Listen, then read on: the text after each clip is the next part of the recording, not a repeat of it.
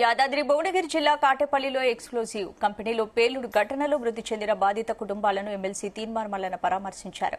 న్యాయం కోసం రోడ్డుపై బైఠాయించిన బాధితులతో మాట్లాడారు. ఘటనా స్థలాన్ని పరిశీలించారు.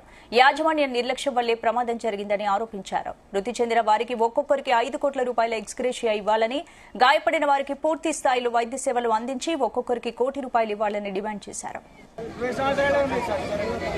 నిన్న జరిగినటువంటి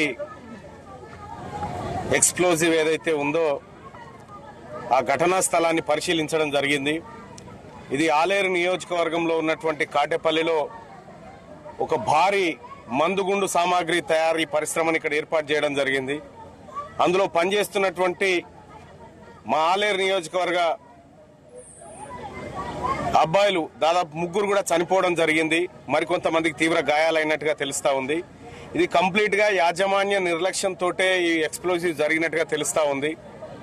చిన్న చిన్న పిల్లల ప్రాణాలు పోయినాయి.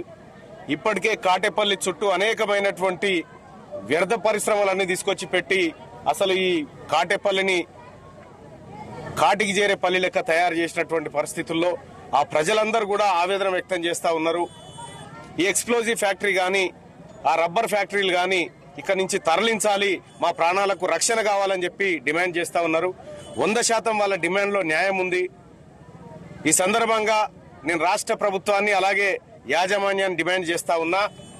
ఒక్కొక్క మృతుడికి 5 కోట్ల రూపాయల ఎక్స్గ్రేషియా ఇవ్వాలి.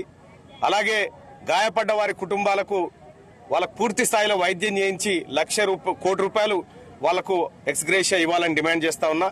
రాష్ట్ర ప్రభుత్వం కూడా బాధ్యత వహిస్తూ అన్ని రకాలుగా ఈ కుటుంబాలను ఆదుకోవాలని డిమాండ్ చేస్తా ఉన్నా.